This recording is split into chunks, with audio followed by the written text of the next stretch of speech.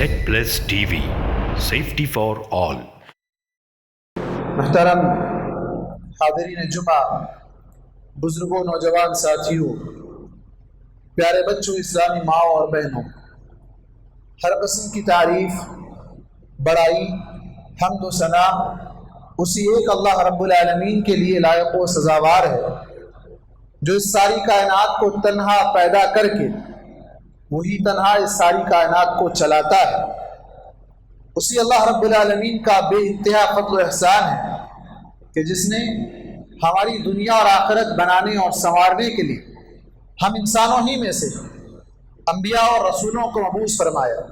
اللہ کے تمام نبیوں اور رسولوں پر اور خصوصاً ہمارے آخری نبی محمد مصطفیٰ صلی اللہ علیہ وسلم پر بے شمار درود و سلام نازل ہو۔ حاضرین جمعہ، آج کا موضوع خطابت ہے ہندوستان میں مسلمانوں کا مستقبل۔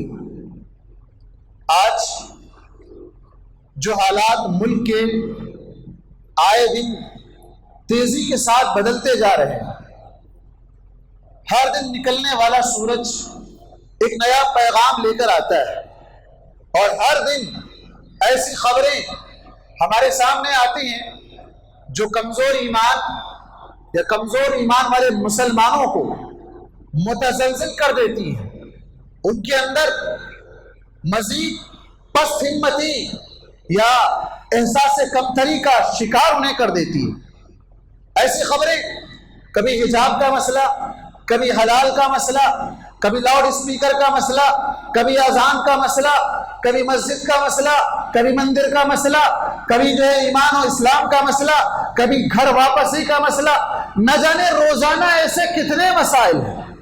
ایسے لگتا ہے کہ یہ ملک اور اس ملک کی سیاست صرف مسلمانوں کے خلاف ہی چل رہی ہے، اس کے علاوہ ان کے پاس ایسا کوئی ویژن یا ایسا کوئی مستقبل کا کوئی پلان یا پروگرام نظر نہیں آتا جس کے ذریعے سے ترقی کر سکے، بلکہ یہ تو گڑے ہوئے کھڈے کھود کر اپنے ان پرانے آثار قدیمہ کو تلاش کر کے وہ اپنی مناظر بنانے کی فکر میں اسی کو اپنا مستقبل کا ویژن بنا کر چل رہے ہیں۔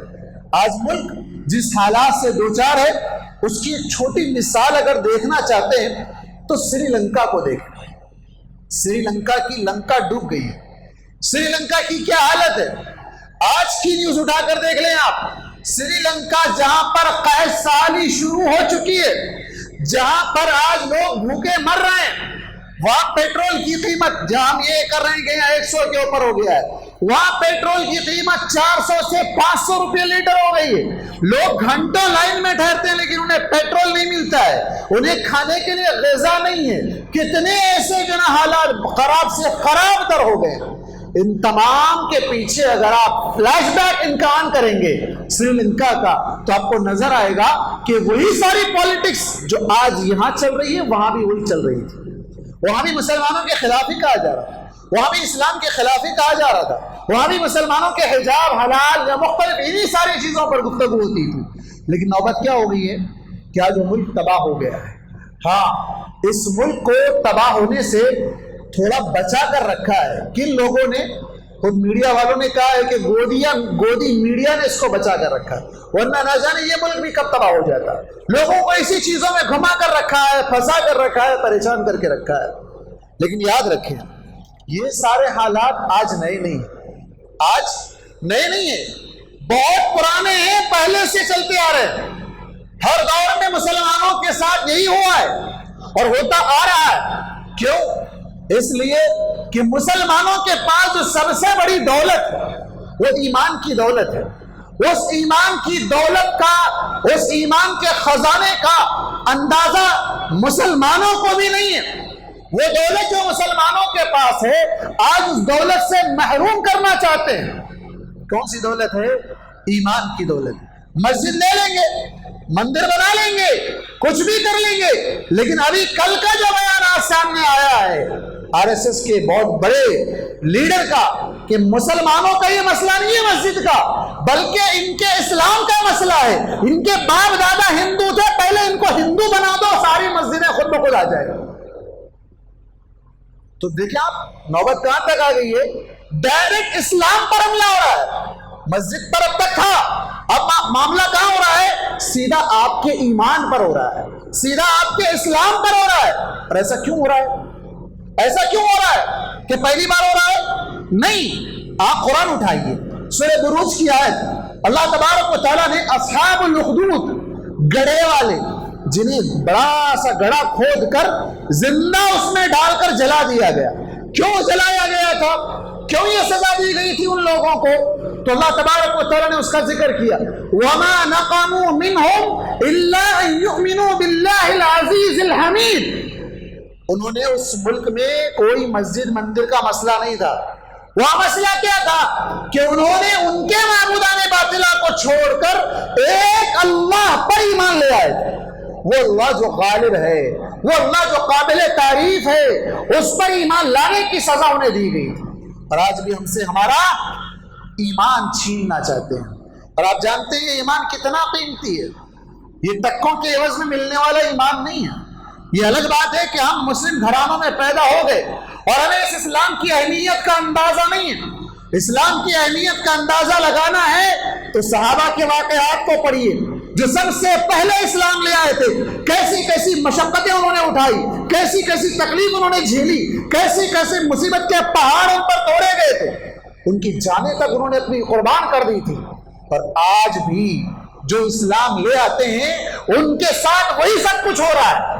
آج بھی اگر کوئی نیا مسلمان ہے، آپ اس سے پوچھ کر دیکھیں کہ اس کے گھر کے حالات کیا ہے، اس کے لوگوں نے اس کے ساتھ کیا سلوک کیا ہے، اس کے ساتھ کیسے کیسے ظلم اور کیسی کیسی مصیبتیں اس پر ٹوٹ پڑی ہیں.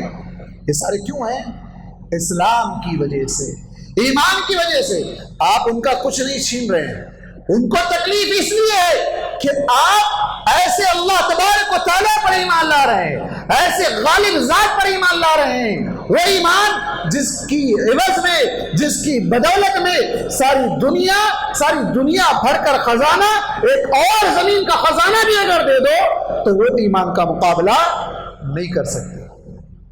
قرآن میں اللہ تبارک و تعالیٰ نے کہا کہ یہ کافر لوگ چاہیں گے کل جہنم میں جب انہیں ڈالا جائے گا تو کہیں گے لو ان لهم ما فی الارض جميعا، زمین میں جتنا بھی ہے وہ سب کا سب ان کے لیے ہوتا.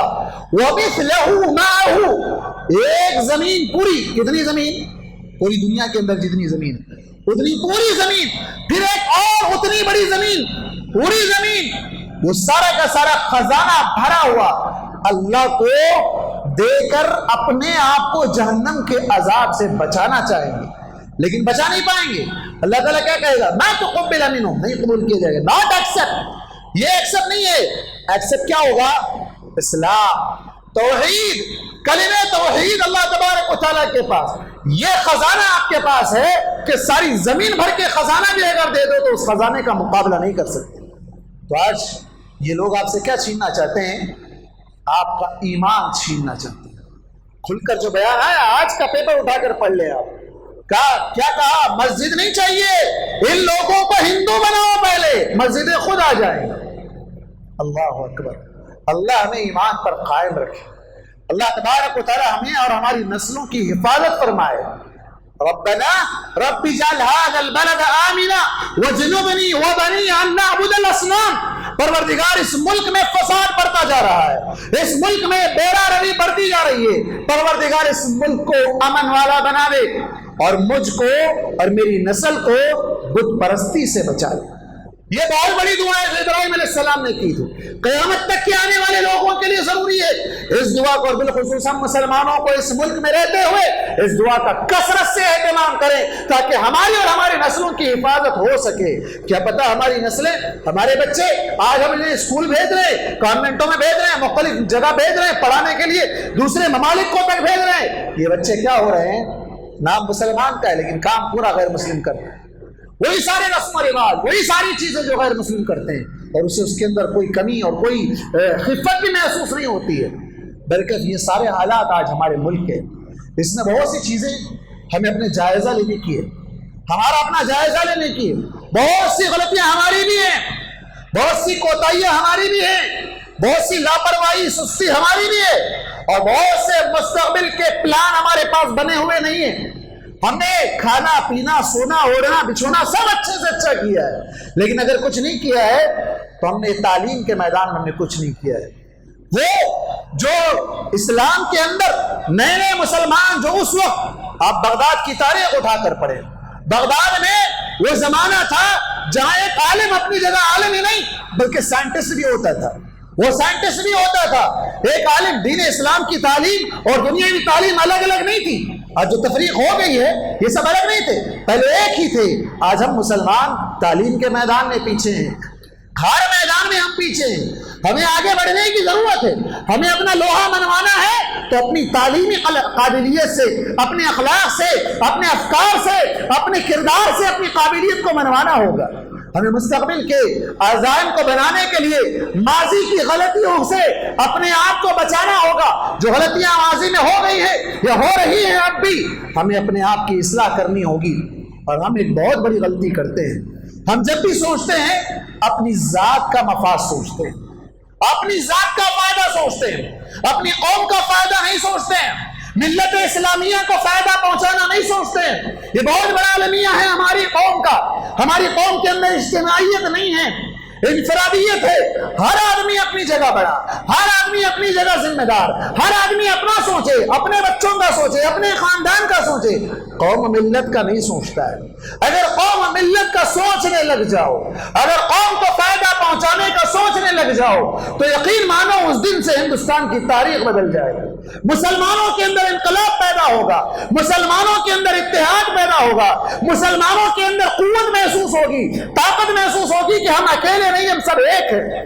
یہ ضرورت ہے آج ایک ہونے کی۔ ایسے دور میں جہاں ایک مسلک کی مسجد کو نشانہ بنایا جاتا ہے تو دوسرے مسلک والے بغل بجا رہے ہیں، دوسرے مسلک والے تالیاں بجا رہے ہیں کہ دیکھو اس مسجد کو تالا پڑ گیا، اس مسجد کو یہ ہو گیا۔ کیوں؟ تمہاری باری نہیں آئے گی، تمہاری بھی باری آئے گی۔ تو یہ مت سمجھو کہ یہ فلاں مسلک والوں کے ساتھ ہو رہا ہے۔ کتنے افسوس کی بات تو یہ ہے کہ ہمارے ملک میں، اس ملک میں ایسے بھی مسلمان پائے جاتے ہیں جو لوگوں کو مسجد کی طرف بلاتے ہیں، لیکن ایک خاص مسلک جو کتاب و سنت پر چلنے والا ہے، اس مسلک کی مسجد کو بننے میں یہی لوگ رکاوٹ بنتے ہیں، یہی لوگ رکاوٹ بنتے ہیں، یہی لوگ اس مسجد کو گراتے ہیں۔ کتنے علاقے کے نام لیں، گنٹور کا نام لیں آپ کے سامنے، نظام آباد کا نام لیں آپ کے سامنے کرنول کا نام آپ کے سامنے لیں، کہاں کہاں جو مسجدیں آواز دے رہی ہے کہ اس مسجد کو کسی غیر نے نہیں، اپنے مسلمان بھائیوں نے گرایا ہے۔ وہ مسلمان بھائی جو گھر گھر جا کر دستک دیتے ہیں، لوگوں کو کہتے ہیں کہ آؤ مسجد کی طرف، اور وہی لوگ ہیں جو مسجد کو گرا رہے ہیں اس لیے کہ اس مسجد میں خالص کتاب و سنت کی تعلیم دی جاتی ہے۔ یہ آج ہمارے مسلمانوں کا المیہ ہے۔ اور پھر افسوس جب ان کے مرکز پر لاک ڈاؤن میں جب تالا لگا تو دیگر مسلک والے، دیگر صوفی، دیگر مسالک والے بغل بجا رہے تھے، خوش ہو رہے تھے، دیکھو فلاں مرکز پر تالا لگ گیا، وہ ہو گیا، یہ ہو گیا۔ آج اجمیر کی باری آ گئی۔ ہاں، کہاں یہ لوگ سوچ رہے ہیں۔ تو دیکھیں آج غیر مسلم ہمیں الگ نہیں سمجھتا ہے، ان تمام کو ملا کر ایک ہی سمجھتا ہے کہ ہم سب مسلمان ہیں، ہم سب نیم ہیں۔ ہمارے اندر یہ فرقے ہیں، تو الگ ہے، میں الگ ہے، وہ الگ ہے، یہ الگ ہے، تیری مسجد الگ، تیرا مدرسہ الگ، تیری ذات الگ، تیرا مسلک الگ، یہ سب الگ الگ ہے۔ اور کتنے افسوس کی بات ہے، ہم کسی پارٹی میں شریک ہوتے ہیں، کسی دعوت میں شریک ہوتے ہیں، کسی شادی کی محفل میں شریک ہوتے ہیں، وہاں کوئی مسلک نہیں پوچھتا، وہاں کوئی مذہب نہیں پوچھتا، سب ایک ساتھ بیٹھ کے ایک دسترخوان پہ کھینچتے ہیں، وہاں کوئی مسلک کی بات نہیں آتی۔ مسجد جب آنے کی بات ہوتی ہے تو نہیں، یہ مسجد میں میں نہیں ہوں، وہ مسجد میں میں نہیں جاؤں گا۔ آج کیا حالت ہو گئی ہے، خود بھی نہیں آ رہے ہیں، دوسرے بھی نہیں آ رہے ہیں، اور تیسرے لوگ مسجد پہ قبضہ جما رہے ہیں۔ یہ حالت ہو گئی آج ہمارے ملک کی۔ بہت کڑوی باتیں ہیں، بہت کڑوی باتیں ہیں، دل پر پتھر رکھ کر کہنا پڑ رہا ہے۔ یہ حالت ہے آج ہمارے ملک کی۔ ہمیں ابھی بھی اپنے ہوش کے ناخن لینے کی ضرورت ہے، سدھرنے کی ضرورت ہے، سنورنے کی ضرورت ہے، سنبھالنے کی ضرورت ہے، آپسی اتحاد کو مضبوط کرنے کی ضرورت ہے۔ اختلافات، لڑائی جھگڑے، خاندانی، رشتہ داری، مسلکی، مالدار کے، پڑوس کے جتنے بھی جھگڑے ہیں ان سب کو بھلا کر ایک ہو جاؤ۔ یہی وقت ہے ایک ہونے کا۔ اگر ہم ایک نہ ہوئے، اگر ہم متحد نہ ہوئے تو کل کسی اور کی باری یا پھر پرسوں ہماری باری، یہ چلتا رہے گا، اور اس وقت کوئی آپ کی مدد کو نہیں آئے گا، کوئی آپ کی مدد کو نہیں آئے گا. تو اس لیے ضروری ہے کہ متحد ہو. اللہ تبارک و تعالیٰ نے کہا وَأَطِيعُوا اللَّهَ وَرَسُولَهُ وَلَا تَنَازَعُوا فَتَفْشَلُوا وَتَذْهَبَ رِيحُكُمْ وَاصْبِرُوا إِنَّ اللَّهَ مَعَ الصَّابِرِينَ. اللہ کی اطاعت کرو, اللہ کے رسول کی اطاعت کرو, آپس میں اختلاف لڑائی جھگڑا نہ کرو. اطاعت اللہ کی کریں گے, رسول کی اطاعت کریں گے تو جھگڑے کی نوبت ہی نہیں آئے گی, لڑائی جھگڑے کی نوبت ہی نہیں آئے گی. کیوں؟ معاملہ اللہ کے حوالے, معاملہ اللہ کے نبی کے حوالے اگر کر دیں, ان کی کتاب و سنت کو مان لیں, تو اختلافات سارے خود بخود ختم ہو جائیں گے. جب اختلافات ختم ہو جائیں گے تو لڑائی جھگڑے ختم ہو جائیں گے. اور پھر اس کے بعد اللہ نے کہا کہ آپس میں اختلاف اگر کرو گے تو تم کمزور پڑ جاؤ گے, تمہاری ہوا نکل جائے گی. آج کیا حالت ہے ہمارے ملک کی, آج کیا ہو رہا ہے ہمارے ملک میں؟ اس ملک میں جہاں ہمارے لوگوں نے, ہمارے سپہ سالاروں نے قربانیاں دی تھی, اس ملک کو سونے کی چڑیا بنایا تھا, آج کی خبر اٹھائیے, کہنے والے نے, رپورٹر نے لکھا ہے کہ آج راجیہ سبھا سیٹ کے لیے کوئی مسلم امیدوار نہیں ہے. راجیہ سبھا سیٹ کے لیے کسی مسلم امیدوار کو منتخب نہیں کیا گیا, ایک بھی مسلمان نہیں ہے. یہ ہے ہمارے ملک کی حالت. آج ہمیں آہستہ آہستہ حکومتوں سے دور کیا گیا ہے. ہمیں یہ پارٹی سے وہ پارٹی, وہ پارٹی سے یہ پارٹی, ایک دوسرے سے بھڑا کر لڑا کر آج ہمارا حشر کیا کر دیا گیا ہے, ہمیں بی گریڈ کر دیا گیا ہے. ہمیں اس ملک کا دوسرے نمبر کا درجے کا شہری بنا دیا گیا ہے, اور ہم بنتے جا رہے ہیں. ہمیں کیوں؟ روزانہ صبح سے شام تک ہم اتنے مصروف ہیں کہ ہمیں اپنے قوم کی, اپنی ملت کی سوچنے کی فکر ہی نہیں ہے. ہمیں ضرورت ہے اس بات کی. متحد ہو تو سب سے پہلے اس ملک میں اپنے مستقبل کو اگر بنانا ہے, مستقبل کو اگر سنوارنا ہے, آنے والے دنوں کو اچھے بنانا ہے, تو سب سے پہلے آج یہ تہیہ کر کے اٹھے کہ ہم مسلمان ایک ہو جائیں. ہم مسلمان ایک ہو جائیں گے. ایک ہو تو بن سکتے ہیں خورشید مبین, ورنہ ان بکھری ہوئی دانوں سے یا بکھرے ہوئے ان باتوں سے کیا بات بنے گی. تو ضرورت ہے سب سے پہلی چیز ایک ہونے کی. دوسری چیز, آج یہ ساری چیزیں جو ہم پر ٹوٹ پڑی ہے, یہ سارے لوگ ہم پر, ہمارے کھانے پر, ہمارے لباس پر, ہماری ہر چیز پر نگاہ رکھے ہوئے ہیں. کیسے؟ ویسے ہی جیسے بھوکے دسترخوان پر ٹوٹ پڑتے ہیں. یہ سب ساری قومیں ہم پر ٹوٹ پڑ رہی ہیں. کیوں؟ کیونکہ ہمارے اندر دو چیزیں آ گئی, دنیا کی محبت, موت سے نفرت. موت سے نفرت, یہ دو چیزیں اگر آ جائیں تو پھر یہ سب سے بدترین قوم, جو کسی کا مقابلہ نہیں کر سکتی, جو کسی کا مقابلہ نہیں کر سکتی. مقابلہ کرنے کے لیے سر کٹانے کا جذبہ ہونا چاہیے. اس کا یہ مطلب نہیں ہے کہ اب آپ سر کٹانے نکل جائیں, مطلب یہ ہے کہ موت سے نفرت کریں. موت سے اگر آپ یہ کرتے ہیں کہ موت سے اگر آپ مرنا نہیں چاہیں گے, دنیا دنیا دنیا دنیا کمانا, دنیا جمانا, دنیا بنانے میں لگ جائیں گے, تو پھر کیا ہوگا؟ یہ دنیا تو آپ کے ساتھ دغا دے گی, آپ اس دنیا کو چھوڑ کر چلے جائیں گے. لیکن جب تک دنیا میں رہیں گے عزت کی زندگی نہیں جیئیں گے, ذلت کے ساتھ جیئیں گے. اگر دنیا میں عزت کے ساتھ جینا ہے, اللہ تبارک و تعالیٰ نے کیا کہا, وَلَا تَهِنُوا وَلَا تَحْزَنُوا وَأَنْتُمُ الْأَعْلَوْنَ. تم بلند رہو گے, تم غالب رہو گے, تم لیڈر رہو گے, تم حکمران رہو گے.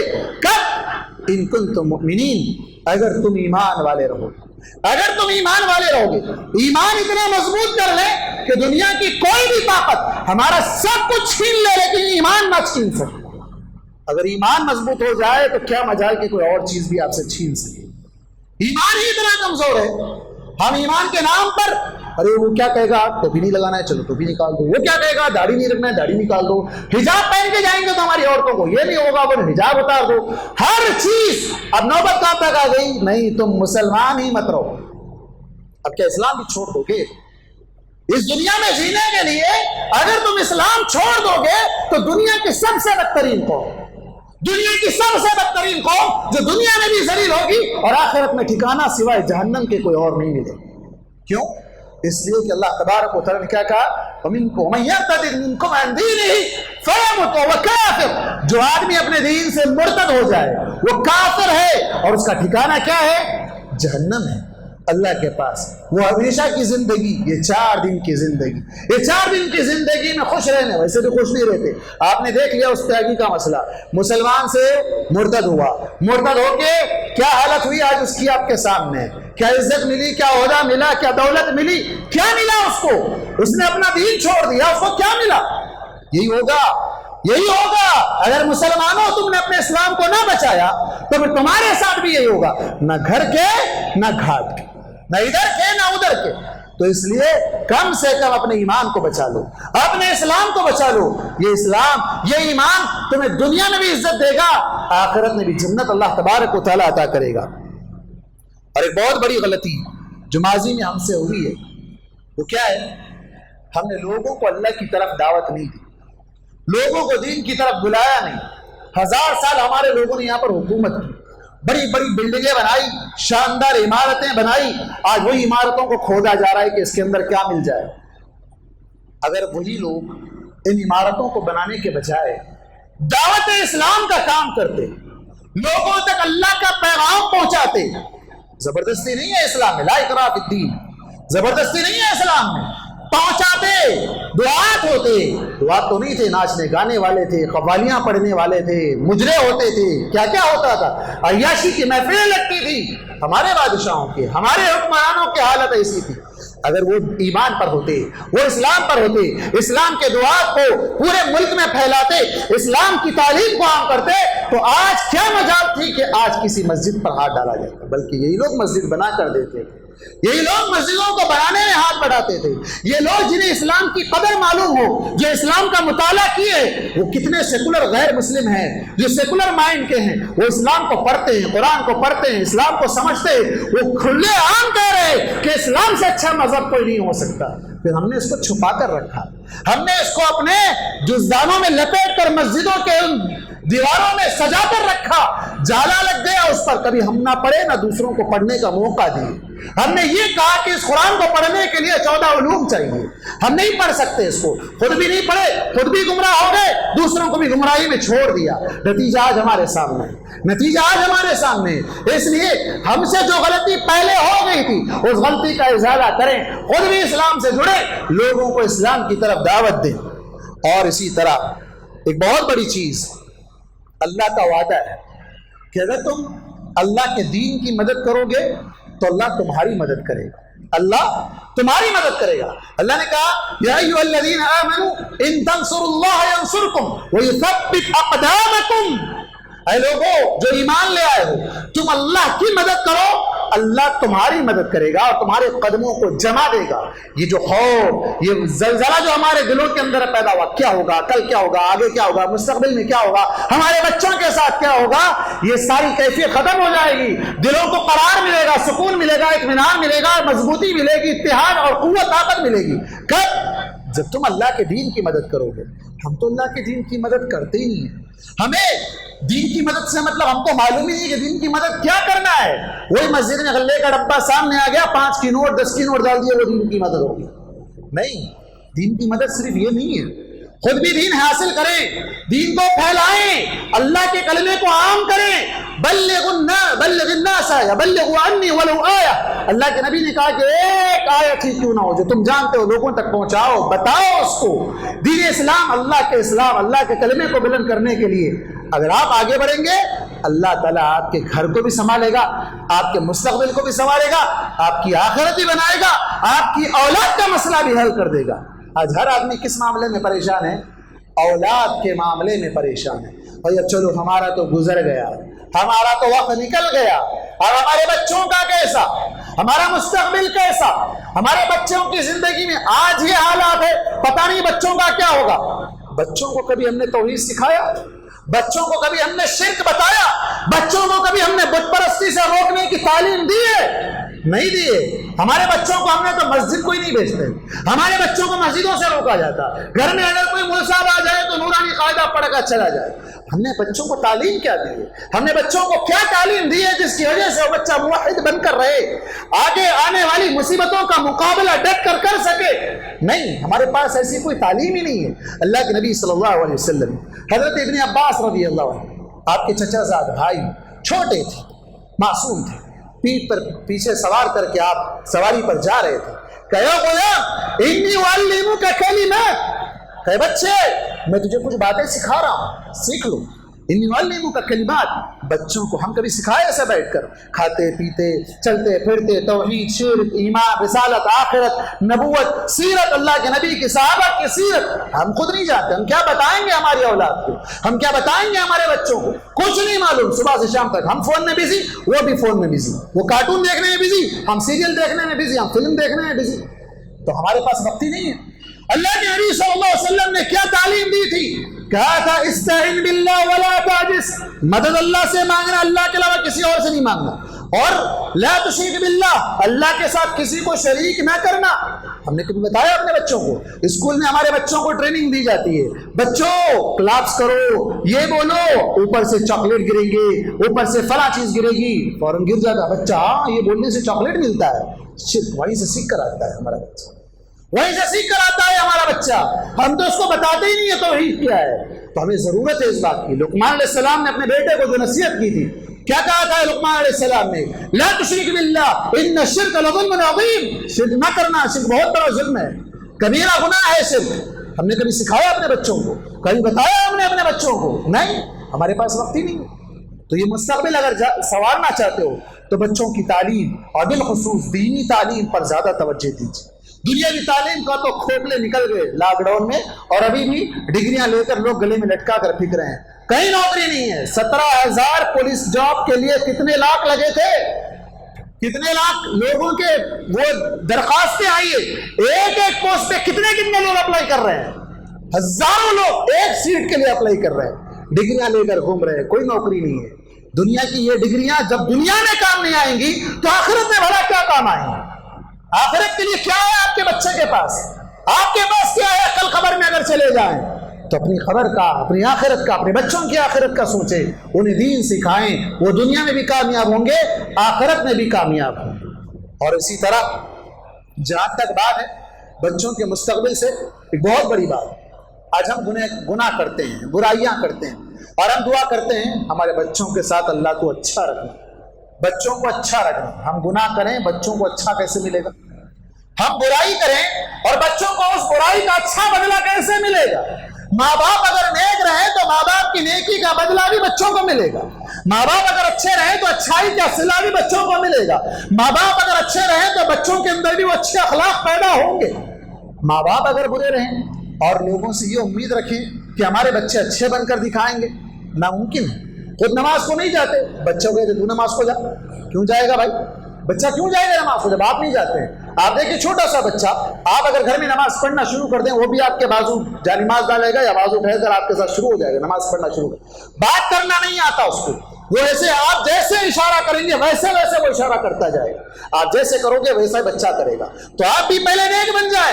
अब जानते हैं इसका फायदा क्या है? आपकी नेकी का फायदा आपके बच्चों को कैसे मिलेगा? आप सूरह कहफ पढ़े होंगे। सूरह कहफ में अल्लाह तबारक व तआला ने 2 यतीम बच्चों का तज़किरा किया। यतीम बच्चे जिनके माँ बाप गुजर गए थे। उनके माँ बाप में वकाना अबूहुमा सालिहा, बाप बड़ा नेक आदमी था। बाप बड़ा नेक आदमी था। उसने क्या किया था?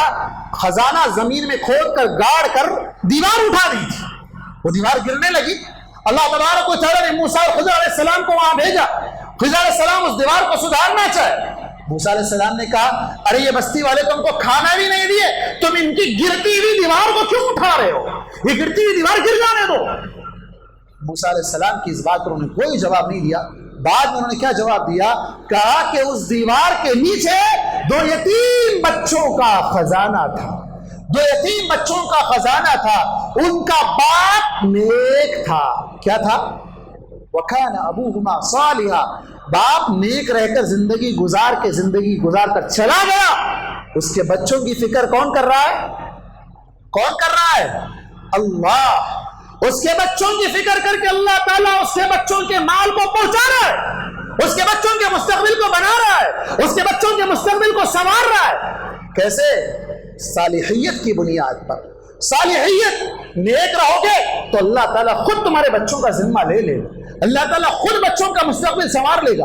आने वाला मुस्तकबिल हमारे बच्चों का रोशन रहेगा। कब? जब आज हम नेक बन जाएं, आज हम अल्लाह तबारक व तआला की इताअत में अपनी जिंदगी को लगा दें, तो फिर बच्चे भी नेक बन जाएंगे। और हम इस दुनिया से चले भी जाएं तो बच्चों के लिए अल्लाह तबारक व तआला ऐसे हालात बना देगा جس کی فکر آپ کو کرنے کی ضرورت نہیں. اور اسی طرح آخری بات یہ ہے کہ ہمیں اس ملک میں جو کرنا ہے اپنے دفاع کے لیے ملک کا قانون ہے، حکومت ہے، لاز بنے ہوئے ہیں، یہاں کا کانسٹیٹیوشن ہے، یہاں ساری چیزیں کانسٹیٹیوشن کے حساب سے ہوتی ہیں. بلکہ پورے دنیا کے اندر اگر آپ بات کریں کوئی بھی ملک ایسا نہیں ملے گا جہاں آپ کو سیلف ڈیفنس سے روکتا ہو. سیلف ڈیفنس آپ کا قانونی حق ہے، آپ کا قانونی حق ہے. آپ اپنا دفاع، اپنی عزت کا دفاع، اپنی جان کا دفاع، اپنے مال کا دفاع کر سکتے ہیں. اگر آپ کا کوئی مال لینا چاہے، اگر آپ کی کوئی عزت چھیننا چاہے، اگر آپ کی عزت پر کوئی حملہ کرنا چاہے، اگر آپ کی عورت پر کوئی حملہ کرنا چاہے، اگر آپ کے گھر پر کوئی حملہ کرنا چاہے، آپ دفاع کر سکتے ہیں، ڈیفنس کر سکتے ہیں. اس ملک کا قانون IPC 106 سے لے کر 116 تک 10 قوانین ایسے بنے ہوئے جہاں تک اس کے اندر اجازت دی گئی ہے کہ اگر کوئی آپ پر ظلم کرتے ہوئے آپ کی جان لینا چاہے، آپ بدلے میں اس کی جان لے لو، آپ کو یہاں کا قانون کچھ نہیں کہے. یہ اسی ملک کا نہیں، ہر ملک کا قانون ہے. لیکن افسوس کی بات یہ ہے کہ ہمارا مسلمان ہاتھ پر ہاتھ بن کر مار کھاتا ہے، وہاں اسے ذلیل کیا جاتا ہے، وہ ذلیل ہوتا ہے. نہیں، مسلمان ذلیل ہونے کے لیے نہیں پیدا ہوا ہے. اسلام غالب ہونے کے لیے آیا ہے، ذلت اٹھانے کے لیے نہیں آیا ہے. مسلمانوں کو اپنا دفاع جائز حدود میں رہ کر، یہاں کے ملک کے قوانین کا سہارا لے کر، ملک کے ذریعے سے کورٹ کا سہارا لے کر، لیگل ایکشن کرتے ہوئے آپ اپنا مقابلہ کریں، دفاع کریں. جہاں دفاع کرنے کی ضرورت ہو وہاں ضرور اپنا دفاع کریں. کیوں؟ اس لیے کہ اللہ کے نبی صلی اللہ علیہ وسلم کے پاس ایک شخص آیا اور آ کر کہا، اللہ کے نبی صلی اللہ علیہ وسلم، ایک شخص میرا مال لینا چاہتا ہے، کیا میں اس کو مال دے دوں؟ کہا مت دو. کہا اللہ کے نبی اگر میں مال نہ دوں تو وہ مجھ سے قتال کرے گا، مجھ سے لڑے گا، جھگڑے گا. تو کہا تم بھی لڑو. کہا اللہ کے نبی اگر وہ مجھے قتل کر دے، کہا تو شہید ہے. کہا اگر میں اس کو قتل کر دوں، کہا وہ جہنم میں جائے. صحیح مسلم کی یہ روایت ہے. شریعت میں بھی اجازت ہے، ملک کا قانون بھی اجازت دیتا ہے. دفاع کرنا ہے، ڈیفنس کرنا ہے، مار کھا کے نہیں بیٹھنا. ہمارے بچوں کو مارشل آرٹ سکھائیں. کالجوں کے اندر، اسکولز کے اندر جو سکھایا جاتا ہے، سکھائیں ان بچوں کو. اپنے آپ کی حفاظت کریں، اپنی بچیوں کو سکھائیں، اپنے بچوں کو سکھائیں تاکہ اپنی عزت پر ہونے والے حملے کو روک سکیں، دفاع کر سکیں، اپنا مقابلہ کر سکیں. یہ ضرورت ہے اس زمانے کی، اپنی حفاظت کرنے کی بہت بڑی ضرورت ہے. اور اسی طرح ایک اور آخری بات، غیر مسلم سیکولر لوگ اس ملک میں آج بھی بے شمار ہیں. کچھ لوگ ہیں جو پورے ملک کے ماحول کو خراب کر رہے ہیں. قرآن میں اللہ تبارک و تعالیٰ نے کہا، 9 رہط یفسدون فی الارض. 9 لوگ جو اس زمانے میں پورے ملک کے ماحول کو خراب کر رکھا تھا. اللہ تبارک و تعالیٰ نے جو کہا کہ بہت کم لوگ ہیں. آج بھی اس ملک کی اکثریت، میجورٹی پیس چاہتی ہے، امن چاہتی ہے، بھائی چارگی چاہتی ہے، گنگا جمنی تہذیب چاہتی ہے. یہاں کا ہر آدمی یہی چاہتا ہے، سوائے چند لوگوں کے. تو ایسے لوگ جو سیکولر مائنڈ کے ہیں، جو آپ کے دین کی، آپ کے ریلیجن کی قدر کرتے ہیں، عزت کرتے ہیں، آپ کے دین کی عزت کرتے ہیں، ایسے لوگوں سے تعلقات بنائیے، ایسے لوگوں سے قریب ہوئیے. اسلام منع نہیں کرتا ہے. اللہ تبارک و تعالیٰ نے خود کہا، لا ينهاكم الله عن الذين لم يقاتلوكم في الدين ولم يخرجوكم من دياركم ان تبروهم وتقسطوا اليهم ان الله يحب المقسطين. اللہ تعالیٰ کہتا ہے کہ اللہ تعالیٰ منع نہیں کرتا ہے ایسے لوگوں سے دوستی کرنے، ایسے لوگوں سے حسن سلوک کرنے سے جو تمہارے دین کے معاملے میں تمہارے ساتھ جھگڑا نہیں کرتے، تم کو تمہارے گھروں سے نہیں نکالتے. ایسے لوگوں سے دوستی کرو، ایسے لوگوں سے حسن سلوک کرو، ایسے لوگوں کے ساتھ انصاف کرنے والوں کو اللہ تعالیٰ پسند کرتا ہے. اللہ تعالیٰ پسند کرتا ہے. اللہ کے نبی صلی اللہ علیہ وسلم کی سیرت بھی اگر آپ اٹھا کر پڑھیں گے، مکہ میں آپ کو ستایا گیا، آپ مکے کی زندگی چھوڑ کر طائف گئے تاکہ وہاں کے لوگوں کو دعوت دے سکیں. جب طائف گئے تو وہاں کے لوگوں نے بھی آپ پر حملہ کیا، آپ کو پتھروں سے مار کر خون میں لہولہان کر دیا. واپس مکہ آنا چاہتے ہیں، مکہ میں انٹر نہیں ہو سکتے ہیں اس لیے کہ مکے والوں نے آپ کی انٹری منع کر دی ہے، مکے میں آپ نہیں جا سکتے ہیں. آپ نے کیا کیا؟ اس وقت طائف کے ایک آدمی مطعم بن عدی، جو مسلمان نہیں تھے، وہ معاشرے میں ان کا ایک پاور تھا، ایک غلبہ تھا ان کا. ان کے 10 بیٹوں کے ساتھ انہوں نے اللہ کے نبی صلی اللہ علیہ وسلم کو اپنے پورے احاطے میں پوری سیفٹی دیتے ہوئے Z+ سیکورٹی، آپ کہہ رہے ہیں آج کے زمانے کے حساب سے، دے کر مکے میں اللہ کے نبی صلی اللہ علیہ وسلم کو اپنے حفظ و امان میں پہنچایا تھا۔ آپ صلی اللہ علیہ وسلم نے کس کا سہارا لیا تھا؟ سیکولر لوگوں کا، جو دین کی عزت کرنے والے ہیں، آپ کی عزت کرنے والے ہیں، وہ اگرچہ کہ دوسرے دین پر ہیں، تو ایسے لوگوں سے تعلقات بنائیے، ایسے لوگوں کے ساتھ تعلقات کو استوار کیجئے تاکہ آنے والی مصیبت پر یہ آپ کا ساتھ دے سکے، آپ کا ساتھ دے سکے۔ تو معلوم ہوا کہ ایسے لوگ جو سیکولر ہیں انہیں بتائیے، اسلام کے محاسن بتائیے، اسلام کی خوبیاں بتائیے، اسلام کی اچھائیاں بتائیے، اور ان کے شکوک شبہات، ان کے ڈاؤٹس ان کے دلوں کے اندر جو پیدا کیے جا رہے ہیں اس کو دور کیجیے، بتائیے اسلام ایسا نہیں ہے، اسلام امن کا مذہب ہے، اسلام پیس چاہتا ہے، اسلام عدل و انصاف کا مذہب ہے، اسلام عورت کو عزت دیتا ہے، اسلام عورت کو ماں بناتا ہے، ماں بنا کر عزت کا مقام پر بٹھاتا ہے، بیوی بنا کر اسے جنت کے 8 دروازوں سے بلاتا ہے۔ اور آج کیا ہمارے ملک میں عزت دی جا رہی ہے عورت کو؟ جسم بیچ دے تو جائز، جسم بیچ دے تو جائز، جسم چھپانا جائز، جسم کا پردہ کرنا اس ملک میں جائز نہیں، جسم کو بیچنا جائز۔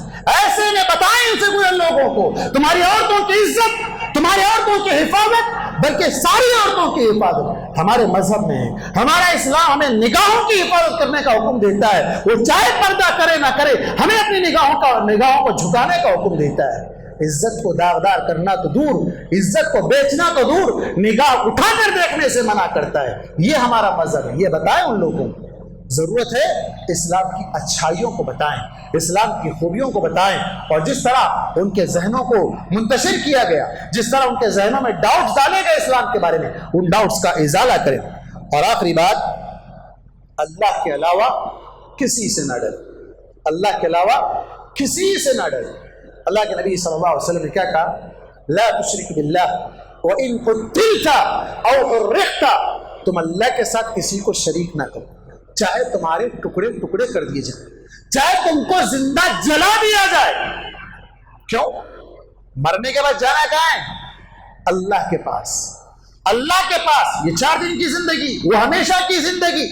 اگر تم شرک کر کے مر گئے، یا تو شرک کرنے کے بعد بھی دنیا نہیں مل رہی ہے تیاگی کو، وسیم رضوی کو دنیا نہیں مل رہی ہے، وہ تو آخرت میں تو گیا ہی گیا، دنیا بھی گئی، دین بھی گیا، آخرت بھی گئی اس کی۔ تو تم لوگ اگر اپنی آخرت بنانا چاہتے ہو تو یاد رکھیں شرک سے اپنے آپ کو بچا کر رکھیں، چاہے دنیا چلی جائے، دنیا کی دولت چلی جائے، سب چلی جائے۔ مکے کی زندگی آپ جانتے ہیں، مسلمان صحابہ اکرام جو اسلام لے آئے، کیا کیا چھوڑا تھا انہوں نے؟ اپنا گھر چھوڑ دیا، اپنی جائیداد چھوڑ دی، سب کچھ چھوڑ دیا، اپنی جان اور اپنی ایمان کو بچا کر وہ مدینہ چل پڑے تھے۔ اپنے ایمان کو بچا لیں، ایمان آپ کا کام آئے گا، دنیا میں بھی اور آخرت میں بھی۔ ایمان کی حفاظت وقت کی بہت اہم ضرورت ہے۔ کل کے اس بیان سے تو ہمیں یہی لگتا ہے ان کے ارادے ٹھیک نہیں ہیں، ان کے ارادے ٹھیک نہیں ہیں، ان کے ارادے صرف مساجد پر حملہ نہیں ہے، بلکہ کھلے الفاظ میں یہ کہہ رہا ہے کہ مسجدوں پر حملہ کیوں کر رہے ہو؟ ڈائریکٹ ان کے ایمان پر حملہ کرو، ان کے ایمان سے ان کو متنفر کر کے ان کی گھر واپسی کرا دو۔ نہیں، یہ ہمارا ایمان ہم سے نہیں چھین سکتے۔ ہم نے اس ایک اللہ پر ایمان لایا ہے جو اس ساری کائنات کا تنہا خالق ہے، وہی کھلاتا ہے، وہی پلاتا ہے، وہی پہناتا ہے، وہی زندگی دیتا ہے، وہی موت دینے والا ہے، مرنے کے بعد وہی زندہ کرنے والا ہے۔ اس کے علاوہ دنیا میں جتنے معبودان باطلہ ہیں، نہ وہ کھلاتے ہیں، نہ وہ کھاتے ہیں، نہ وہ خود اپنے آپ سے بنے ہیں، انہیں بنایا گیا، انہیں کھلایا جاتا ہے، ان کے نام پر چڑھائے جاتے ہیں، نہ جانے کیا کچھ کیا جاتا ہے۔ ہمیں اس سے لینا دینا نہیں، ہم اس ایک اللہ پر ایمان رکھتے ہیں جو کھاتا نہیں کھلاتا ہے، جو کھاتا نہیں کھلاتا ہے۔ ہم اس کے نام پر نذرانے اور غلے نہیں چڑھاتے، بلکہ وہ اللہ تبارک و تعالیٰ ہمیں اپنی عبادت کے ذریعے سے ہماری دنیا اور آخرت دونوں کو سنوارتا ہے۔ بہرکیف مستقبل کے بارے میں فکر کرنے سے پہلے اپنے ایمان کی فکر کر لیں۔ مستقبل، دنیا کا مستقبل کیا ہے؟ تباہی ہے۔